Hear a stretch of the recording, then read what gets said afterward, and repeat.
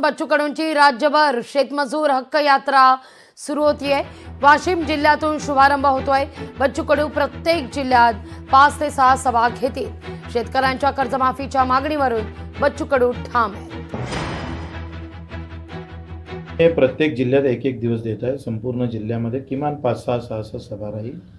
त्याची सुरुवात 30 तारखेला वाशिम, बुलढाणा आणि नंतर महाराष्ट्रभर कोकणापासून तर मुंबईपर्यंत किमान एका जिल्ह्यात 6 सभा म्हणजे 200-300 सभा घेऊन जे 2 ऑक्टोबर आमची तारीख होती ते 28 ऑक्टोबर केलेली आहे। तेपर्यंत अधिक सगळी तयारी करून एक मोठ्या मोर्चाचं आयोजन आम्ही करतोय।